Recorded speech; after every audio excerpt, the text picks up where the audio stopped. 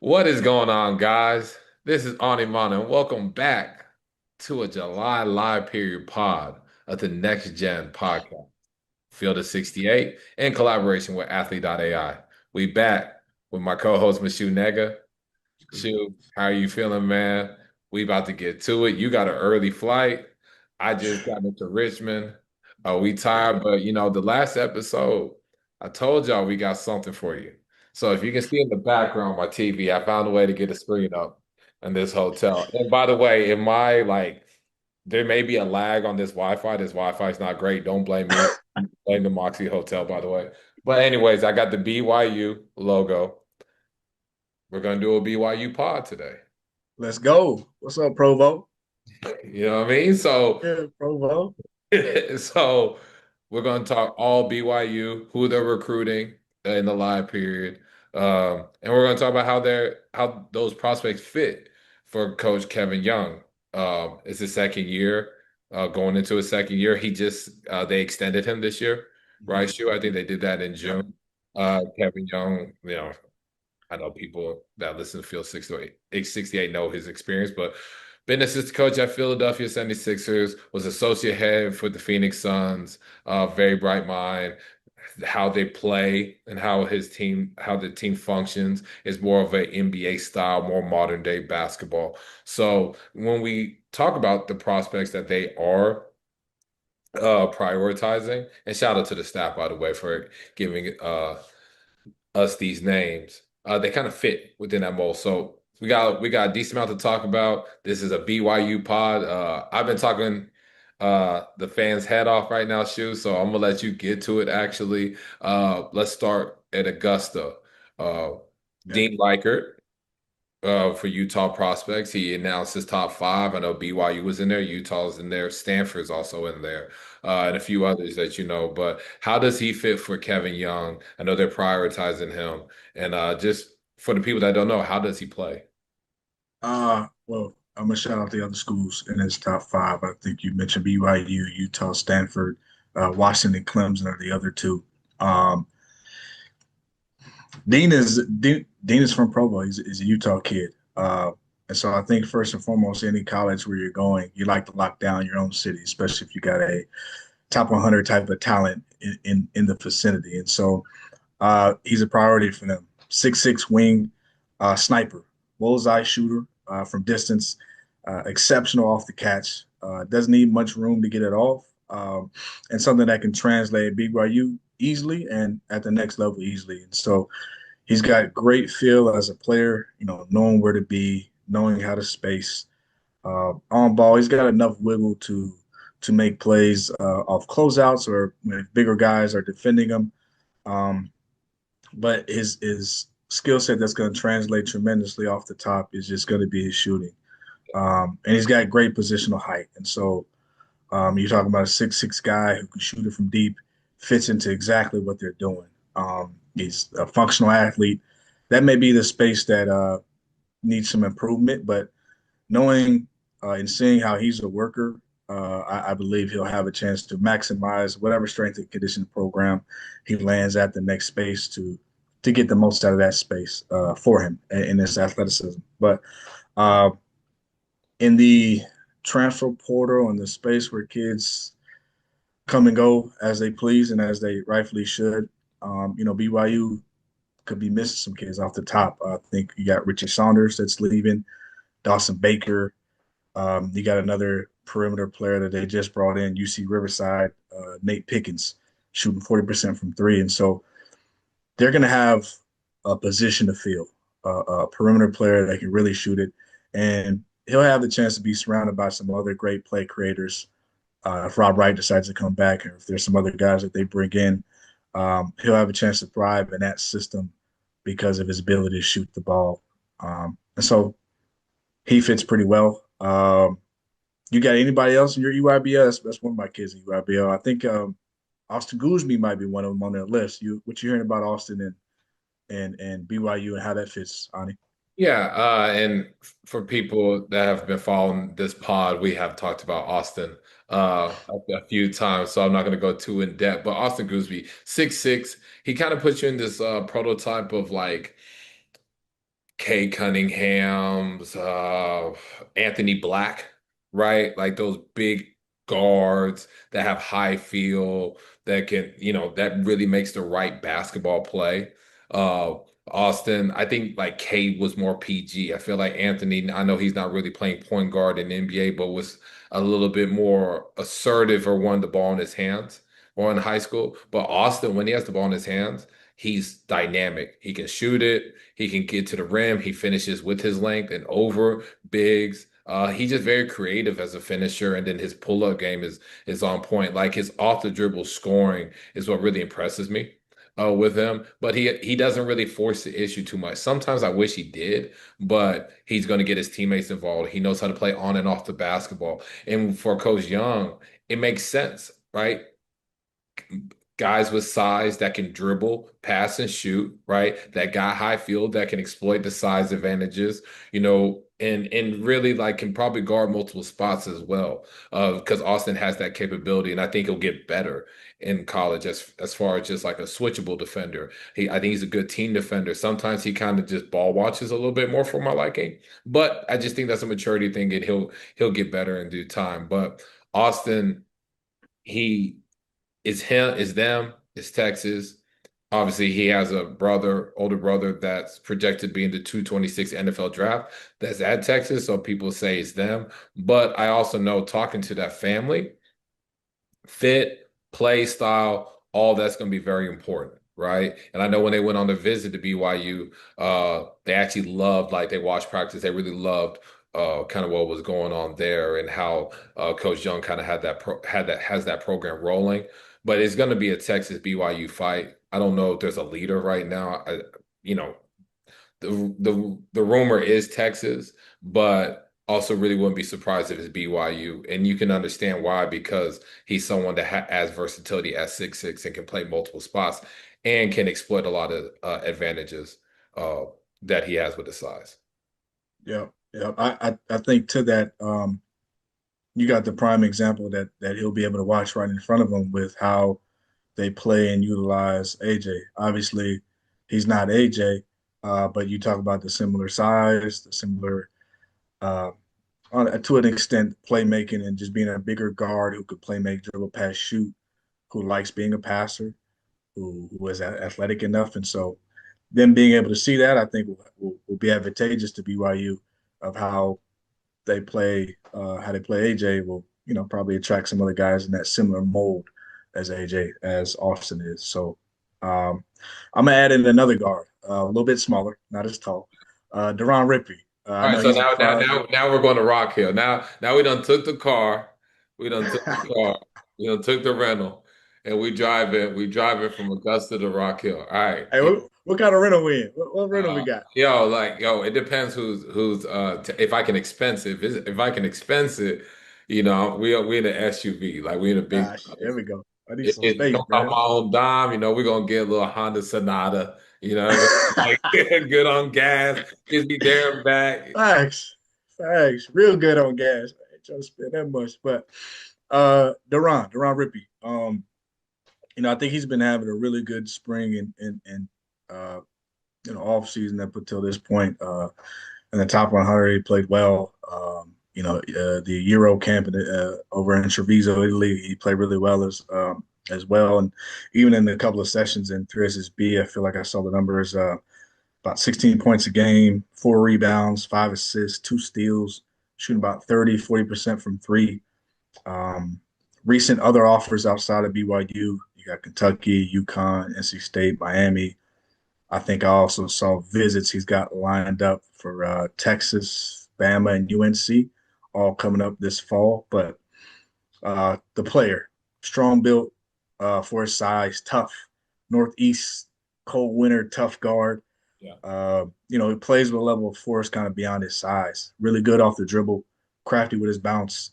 Got a knack for really getting to the paint. He's got an explosive first step that you really like and can utilize that breaks down the defense, kind of starts that blender for a lot of defenses, for offenses, I should say. And so strong and crafty at the rim, finishing through contact. He's got some pop in his leg to finish above you, finish at the rim. So watch out. He brings it defensively.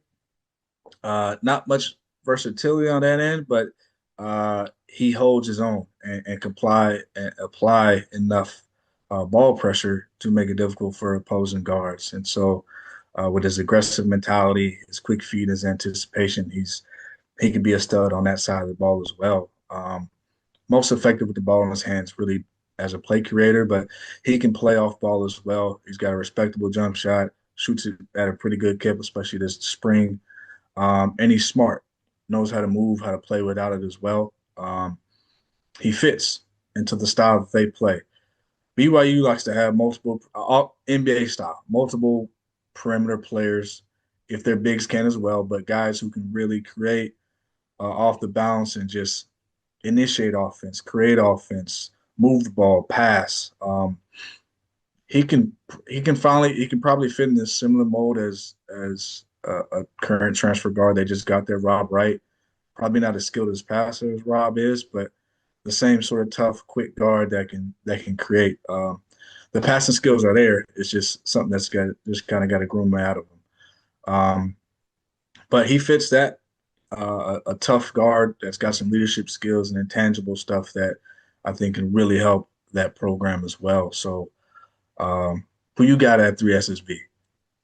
3SSB, I think that's about it for me, but I know I'm gonna take that rental. I'm gonna go to Charlotte and I'm gonna take a direct flight to Richmond. All Right. right. Yeah, right.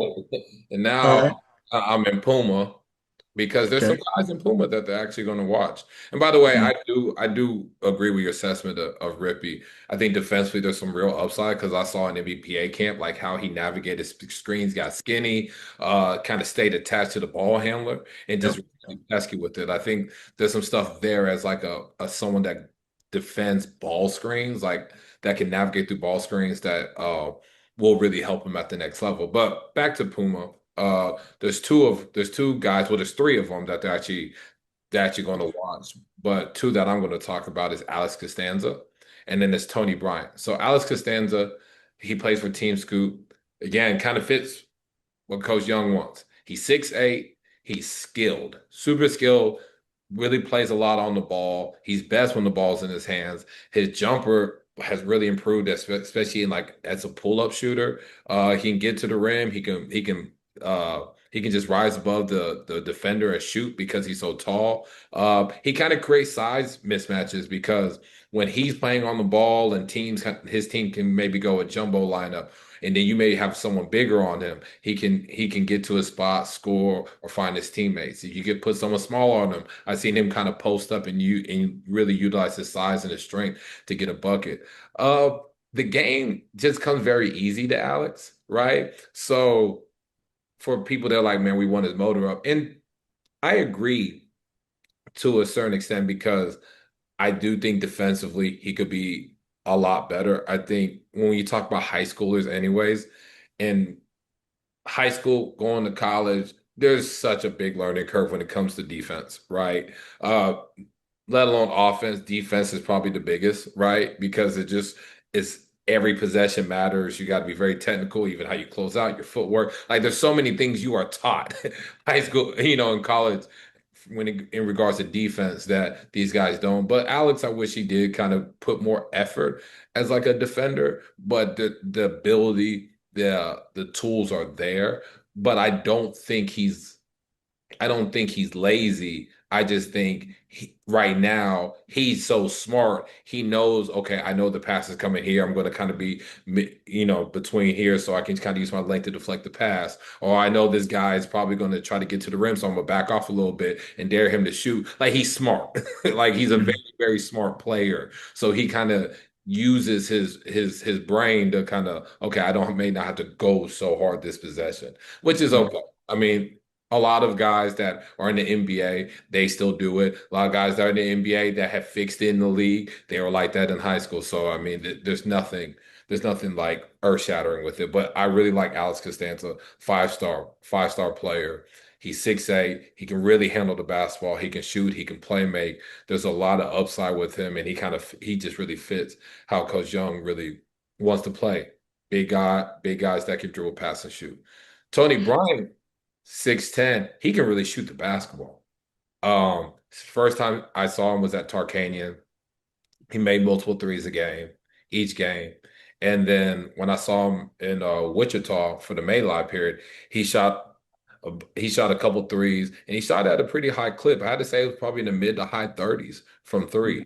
Uh, he's athletic. He has long arms. I think his post game will can get there. Like he really shows flashes with the footwork. But what he is at 6'10", being able to shoot the basketball, being able to be a lob threat, being able to cover ground defensively and being a shot blocker.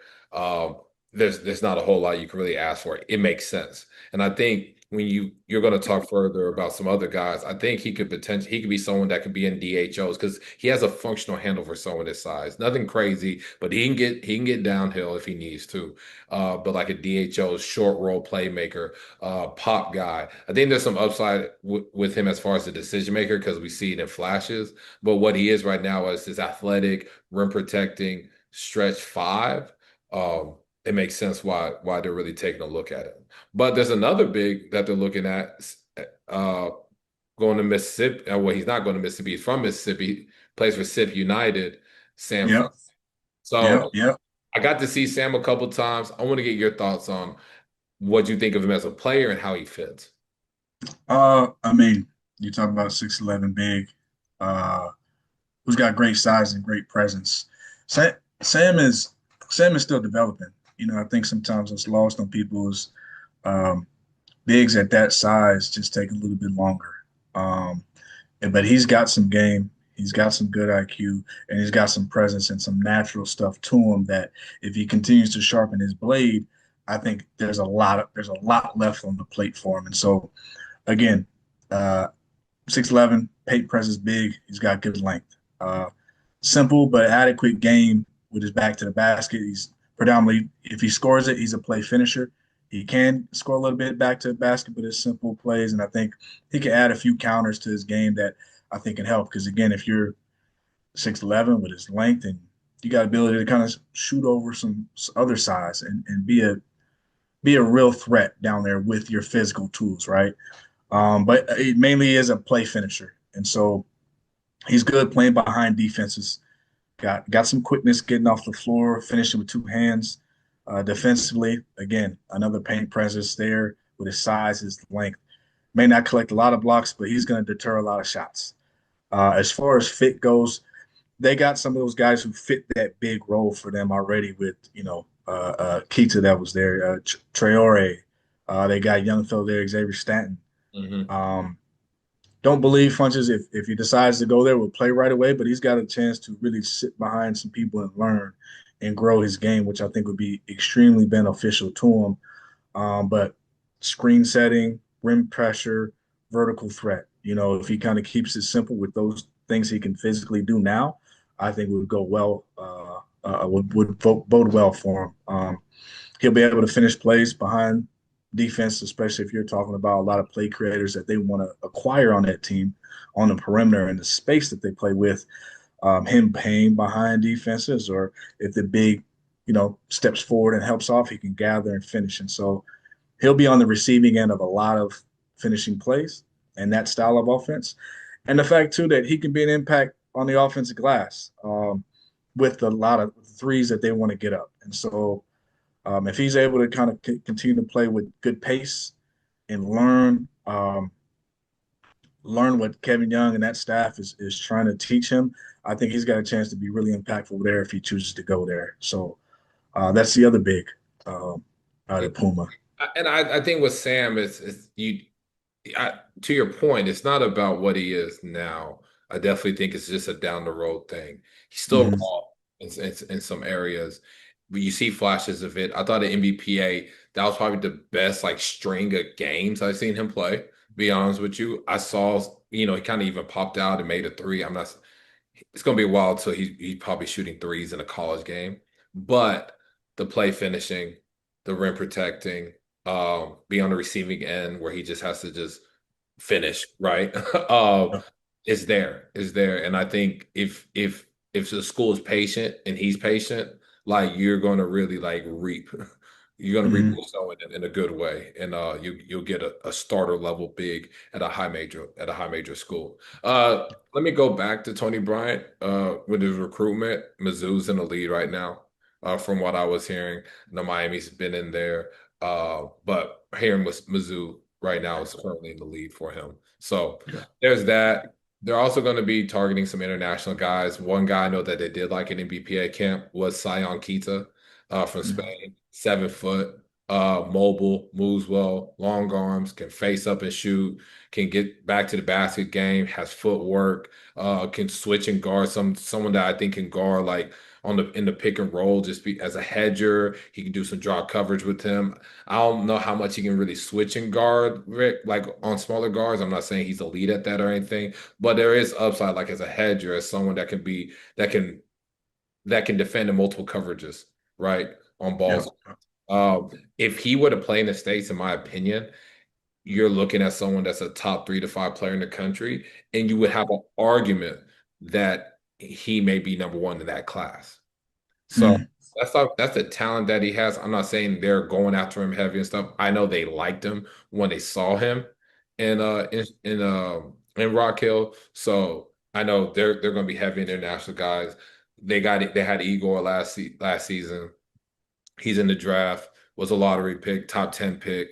I mean, I feel like they're still going to be trending, towards that direction of getting high level international guys that can play right away and have an NBA upside.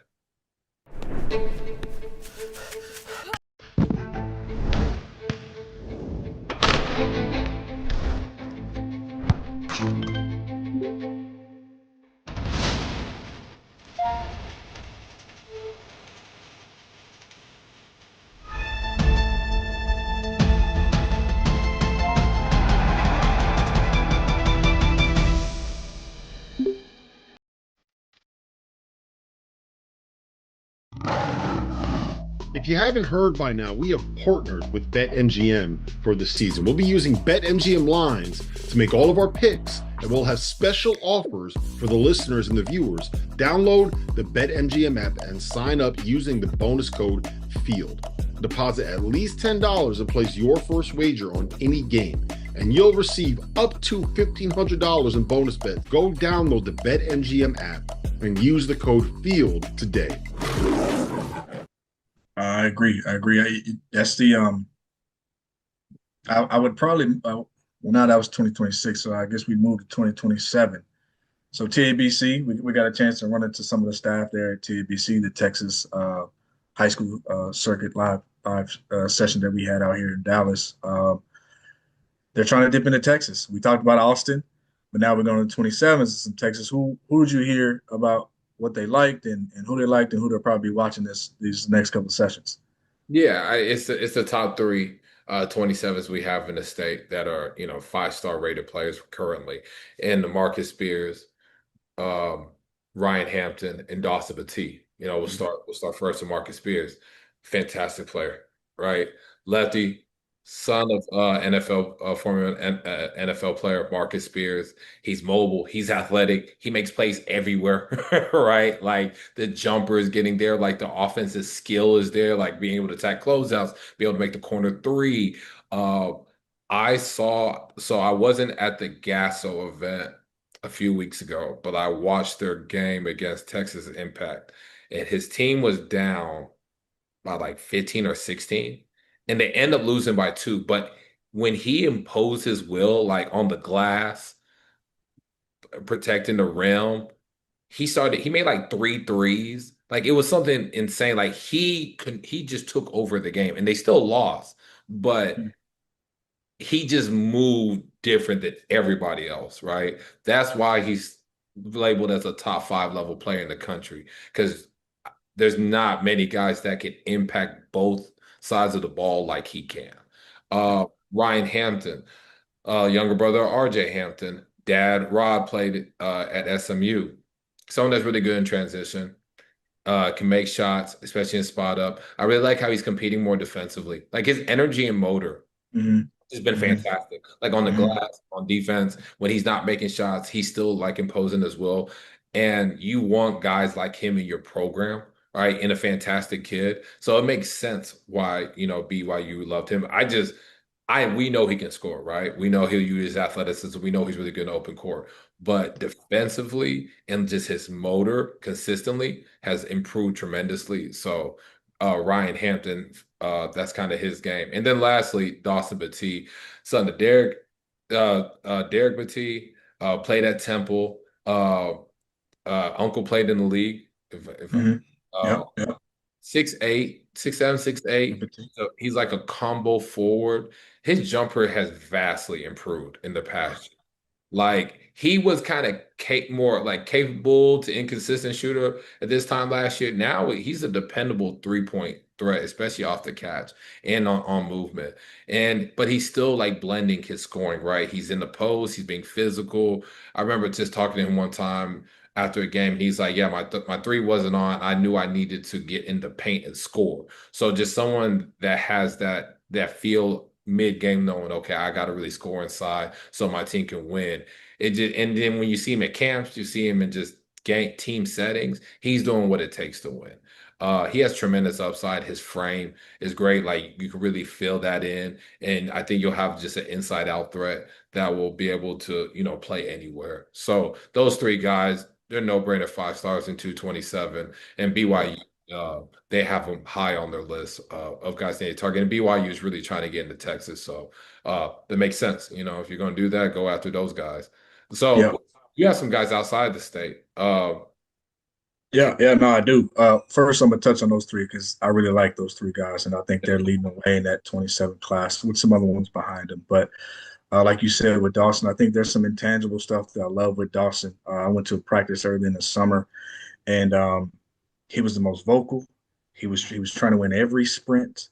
Was clapping during drills when, let's say, their team wasn't shooting it well. He's trying to hurrah his guys and bring that energy. And so there's a lot of intangible stuff when you watch him play that you sometimes may not see, but there's a lot of intangible stuff that he brings to the game. And I'd say the same thing with Marcus. I love Marcus's when you have an ability to affect the game without your number being called, that just does so much value for me to a player, and especially if your skill set continues to grow, it just like yo, when all this clicks, it's gonna be awesome. And then shout out to his mom; he's got it in his genes. Mom played in the W, so all that sports is just intertwined. And same thing with Ryan. Ryan's a lovable kid, man. We had a great combo with him early with one of our interviews. I think one of the most skilled offensive players we got in that class. And so when that defense, like you said, in energy and motor turns the corner, it's the ceiling just rises. But outside of Texas, it's another kid that I really like. Been following for a while. Actually, I think I've seen him out here. I might have had a tournament out here. He might have been in eighth grade, but Caden Daughtry out of Florida, 6 foot combo guard, slighter build than what you like, but I'm sure he's still growing. But an elite scorer and has the ability to get his own at all three levels. He's got this sort of mature skill set to his game that you just love watching him play. He's a marksman from deep, playing on and off the ball, can get it off the bounce, catch and shoot, running off multiple screens. He's just got an ability that that he's repped out with multiple times just working on his game, just always kind of looking the same and with his jump shot and just being able to score at multiple levels. He's skilled and tough compared to his size with finishing around the rim. And he's got a high IQ, and I think he can fit in any offensive system that's out there. And then you got one like Coach Young's at BYU, I think would fit him pretty well. And so I got another one. I'm gonna go the opposite direction, go to big. Got a big fella footer, Obina Akazi Jr. Recently transferred. I think we saw from Prolific to Southeastern Prep. So all the best to him in his next venture. But athletic, mobile, big. He's got basketball in his genes. Dad, senior, being a senior, played at Maryland and in the league for a while as well. And so he's got that makeup already within him. Another big that, again, you can see the developing and the stuff starting to click for his skill set. But immediate role as a screen setter, live threat, mobile big that loves to run the floor. And I think that's always Sometimes you get bigs that don't like running, but if you're able to do that, you can pick off 4 to 6 points a game. And you just put so much pressure on the defense to get back. And so that's some things that he does. And he plays with pace that BYU likes to play.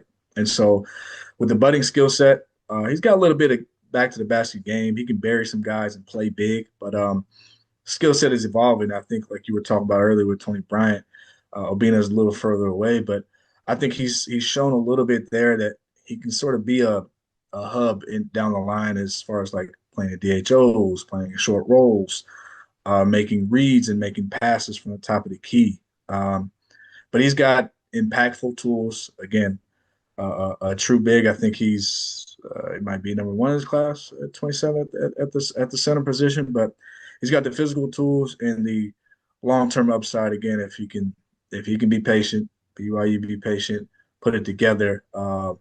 He's got another high ceiling as well. So, man, that's it for 27 class. But they got a lot of targets, a lot of high end players. They're looking to. I think BYU's taking a step above, step up in who they're able to recruit and how they're playing. Going to the Big 12, getting the NBA coach. Uh, um, Coach Pope did a fantastic job when he was there, and then what you're supposed to do is try to take it to the next level. And I think that staff, which is an awesome staff, they love talking hoops, and that's the part that I love when I get to talk to them. It's just like hoop heads, and they're cool. So shout out to the staff and the team at BYU, just trying to elevate their brand and their program, and we'll see what they have a chance to do this upcoming year and down the line as well. So there we go. You know what? I usually like end the episode, but like I feel like we should end on that. Shoot, I can't end it no better. So we'll see you guys next week. We'll try to do a pod next week. I know I'll be in Augusta, I'll be moving and grooving, but we'll try to get you a show. Uh y'all have a good day. And check Yep. in next week or two. No later than 2 weeks.